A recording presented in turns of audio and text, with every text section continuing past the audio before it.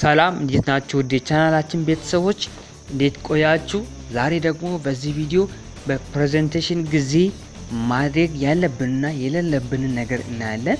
ፕሬዘንት ስታደርጉ ማድረግ ያለባችሁና የሌለባችሁ ነገር አለና እሱን አጠር አድርገን በዚህ ቪዲዮ እናያለን። እስከ መጨረሻው ተከታተሉኝ።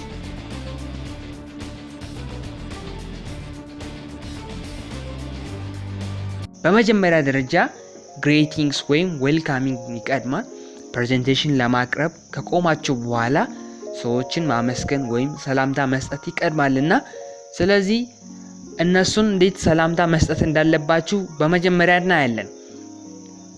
እንደዚህ በማለት ሰላምታ ልትሰጡ ትችላላችሁ። Hello everyone, I would like to thank you for coming to my presentation. በሁለተኛ ደረጃ Hello everyone, welcome to my presentation.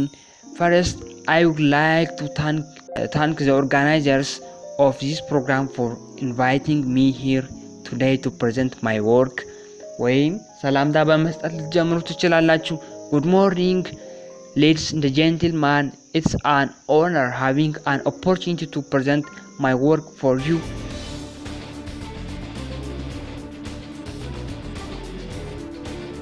በሁለተኛ ደረጃ ደግሞ ግሬቲንግ ካደረጋችሁ በኋላ ማድረግ ያለባችሁ ነገር ራሳችሁን ማስተዋወቅ። ሰዎችን ካመሰገናችሁ በኋላ ወይም ሰላምታ ከሰጣችሁ በኋላ ራሳችሁን ማስተዋወቅ አለባችሁ። ራሳችሁን ለማስተዋወቅ ከነዚህ ከሶስቱ መንገድ አንዱን መጠቀም ትችላላችሁ። ለምሳሌ እኔ አሁን የወልዲያ ዩኒቨርሲቲ ተማሪ ብሆን ራስን እንዴት ማስተዋወቅ እችላለሁ? በእንግሊዝኛ ተከታተሉኝ። I would like to introduce myself. I am from Waldia University, Department of English Language and Literature. በሁለተኛ ደረጃ ደግሞ let me start my presentation by saying few things about my personal and professional background ብላችሁ I am from Waldia University, Department of English Language and Literature. I am a lecturer and a researcher on applied linguistics ማለት ትችላላችሁ። በሶስተኛ ደረጃ ደግሞ for those of you who don't know me, I am from Waldia University, Department of English Language and Literature ብላችሁ እንደዚህ ሰልፍ ኢንትሮዳክሽን ማድረግ ትችላላችሁ፣ ራሳችሁን ማስተዋወቅ። በሶስተኛ ደረጃ ደግሞ ማድረግ ያለባችሁ ነገር ቶፒክ ኢንትሮዳክሽን፣ ፕሬዘንት የምታደርጉትን ቶፒክ ለሰዎች ማስተዋወቅ የሶስተኛው ደረጃ ሲሆን እሱ እንዴት ማስተዋወቅ እንዳለባችሁ በሶስት መንገድ ላሳያችሁ። የመጀመሪያው በመጀመሪያ እንትናችሁ የፕሬዘንቴሽናችሁ ቶፒክ አፕሮች ቱ ፕሮናንሴሽን ቲቺንግ እንይበልና እሱን እንዴት ነው ቶፒካችሁ ከሆነ ለሰዎች መናገር የምትችሉት ወይም ማስተዋወቅ የምትችሉት።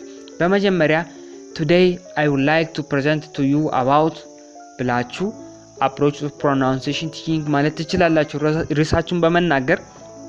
ሌላ ደግሞ as you can see from the screen ወይም በፕሮጀክተር ፕሬዘንት የምታደርጉ ከሆነ ወደ ስክሪኑ እያሳያችሁ as you can see from the screen the topic of my presentation is approach to pronunciation teaching ማለት ትችላላችሁ። the topic of my presentation is approach to pronunciation teaching ብላችሁ ዳይሬክት መናገርም ትችላላችሁ።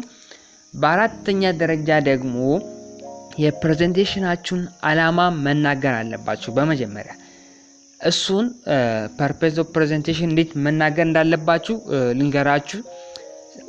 በመጀመሪያ the purpose ወይም objective ወይም aim of this presentation is to ብላችሁ ዓላማውን መዘርዘር ትችላላችሁ።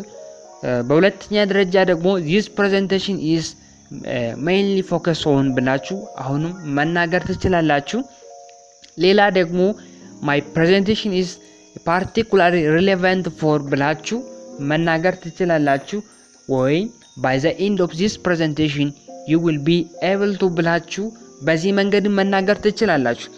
በአምስተኛ ደረጃ ደግሞ sequence of ideas in the presentation ፕሬዘንት በመታደርጉበት ጊዜ ከአንዱ ሐሳብ ወደ ሌላ ሐሳብ እንዴት መሄድ እንዳለባችሁ ወይም ርዕሳችሁን ስታስተዋውቁም ይሁን ሲኬንሱን ጠብቃችሁ እንድትሄዱ የሚያግዙ ቃላቶች አሉና እነሱን በመጠቀም እንዴት ሲኬንስ ጠብቃችሁ መሄድ እንዳለባችሁ ላሳያችሁ።